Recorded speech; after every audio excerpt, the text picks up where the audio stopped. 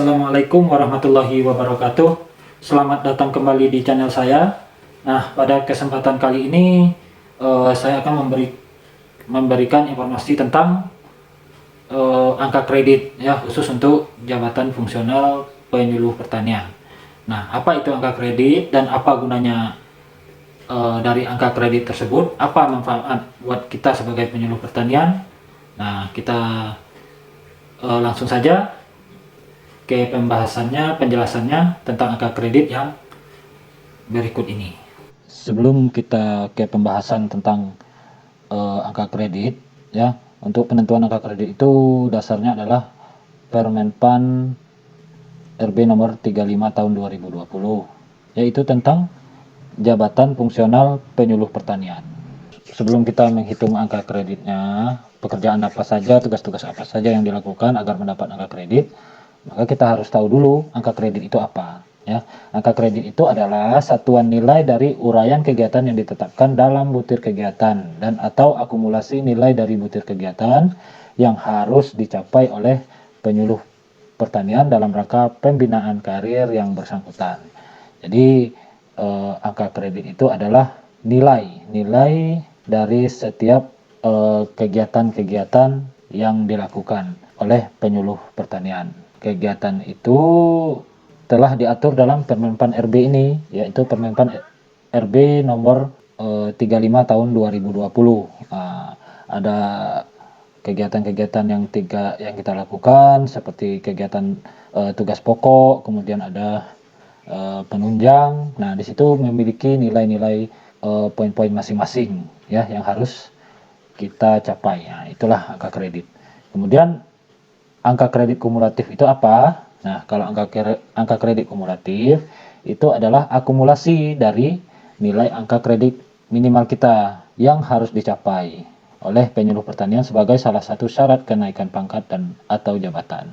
Nah, jadi kegunaan angka kredit itu adalah untuk menilai kinerja kita. Nah, nanti ada angka kredit minimal atau nilai minimal yang harus dicapai, yaitu angka kredit kumulatif. Nah, ini kan angka dari setiap kegiatan punya nilai, kemudian nilai itu diakumulasi hingga jumlahnya berapa.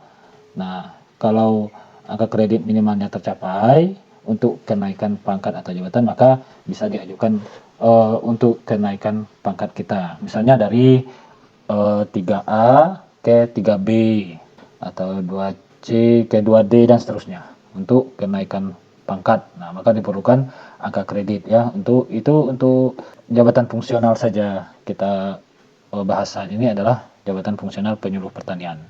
Nah, kemudian penetapan angka kredit itu yang biasanya disebut Pak adalah hasil penilaian yang diberikan berdasarkan angka kredit untuk pengangkatan atau kenaikan pangkat atau jabatan dalam jabatan fungsional penyuluh pertanian. Nanti ada pejabat penetapan angka kredit yang telah diverifikasi, yang telah diperiksa, sehingga dapatlah angka kredit kumulatif akhir ya yang akan diajukan untuk kenaikan pangkat atau jabatan fungsional penyuluh pertanian. Ini ada jumlah angka kredit kumulatif minimal untuk pengangkatan dan kenaikan pangkat atau golongan penyuluh pertanian. Nah, ini ada untuk kategori keterampilan dan ada untuk kategori keahlian. Nah, ini untuk keterampilan itu ada 3 tadi ya, seperti yang kita bahas tadi. Yang pertama adalah terampil itu ada golongan 2B, 2C dan 2D. Kemudian mahir itu 3A, 3B, kemudian penyalia 3C dan 3D. Tugas jabatannya itu melaksanakan penyuluhan pertanian. Jadi tugas kita melaksanakan penyuluhan pertanian. Jadi kalau kita tidak melaksanakan penyuluhan, tidak melaksanakan tugas sesuai dengan topoksi kita, maka kita tidak akan mendapat angka kredit. Misalnya ini contohnya jenjang jabatan terampil, yaitu misalnya golongan 2C, itu angka kredit kumulatifnya minimal 20. Kemudian kalau untuk yang mahir, misalnya yang mahir 3A, itu angka kredit kumulatif minimalnya adalah 50.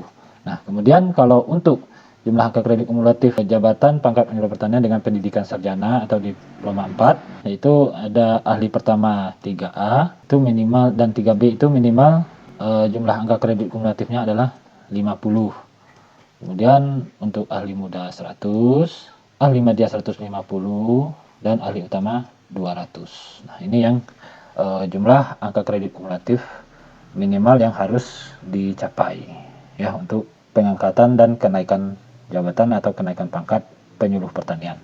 Nah, ini sebagai contoh terdapat pada Permenpan RB nomor 35 tahun 2020 itu pada bagian lampiran.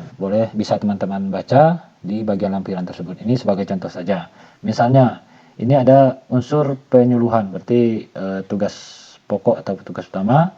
Kemudian subunsurnya apa? Yang pertama adalah menyusun data potensi wilayah. Nah, itu yang kita lakukan. Nah, kegiatan dari menyusun data potensi wilayah ini yaitu yang pertama melakukan inventarisasi dan identifikasi data potensi wilayah. Kemudian ada setelah kita lakukan ini tentu kita punya laporan. Nah, laporan hasil inventarisasi ini kita buat laporannya. Nah, setelah itu kita akan mendapat angka kreditnya 0,056. Nah, ini untuk yang terampil.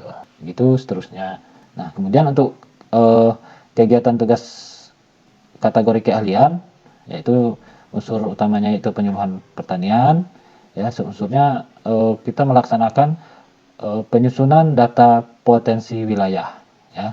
Nah, unsurnya. Nah, kegiatan tugas apa saja yang kita lakukan? Misalnya kalau untuk ahli pertama itu melakukan rekapitulasi dan mengolah data potensi wilayah SDA, SDM, dan SDE. Nah, hasil kerjanya atau outputnya itu laporan hasil rekapitulasi dan olah data. Nah, angka kredit yang didapatkan dari tugas atau kegiatan ini adalah 0,2. Ya, itu untuk ahli pertama.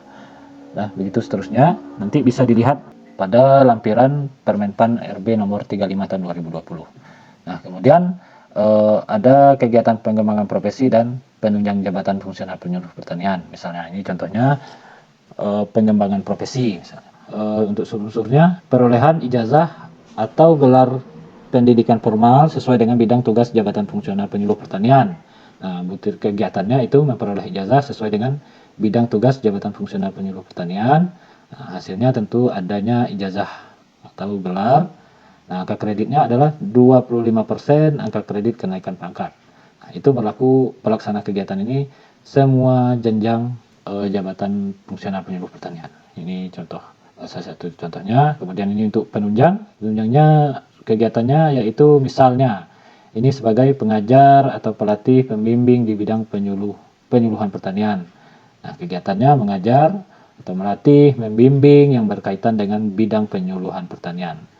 Nah, hasilnya apa? Itu ada kita mendapatkan sertifikat dan laporan. Nah, itu angka kreditnya ada 0,4. Ya, pelaksana kegiatan ini siapa semua jenjang jabatan penyuluh pertanian. Nah, begitulah selanjutnya. Dan perlu teman-teman ingat ya, untuk penunjang kegiatan penyuluh pertanian ini hanya maksimal bisa dinilai itu adalah 20%. 20% penunjang, unsur penunjang, dan 80%-nya minimal 80% dari unsur utamanya. Semua kegiatan-kegiatan yang ada yang kita lakukan sesuai dengan Permenpan RB nomor 35 tahun 2020 itu terdapat pada lampiran tersebut. Nah, itu sebagai dasar kita untuk melihat berapa angka kredit yang kita dapat dari kegiatan tersebut. Nah, kalau kita melakukan kegiatan tapi tidak membuat laporan, kemudian hasilnya tidak ada, tapi kita kerjakan, itu kita tidak akan mendapat angka kredit, sehingga kita tidak akan bisa mengajukan atau melakukan kenaikan pangkat. Nah, jadi yang perlu teman-teman ingat, ya, kalau istilah saya itu tulis apa yang kamu kerjakan, kemudian kerjakan apa yang kamu tulis. Tentunya sesuai dengan standar yang berlaku. Baiklah teman-teman, itu tadi sedikit ya pembahasan tentang dan penjelasan tentang angka kredit. Nah, semoga apa yang teman-teman kerjakan dapat berjalan dengan baik sesuai dengan tugas pokok dan fungsinya sebagai penyuluh pertanian dan mendapatkan nilai angka kredit kumulatif yang maksimal, sehingga teman-teman bisa mengajukan kenaikan pangkat setingkat di atas pangkat yang sebelumnya.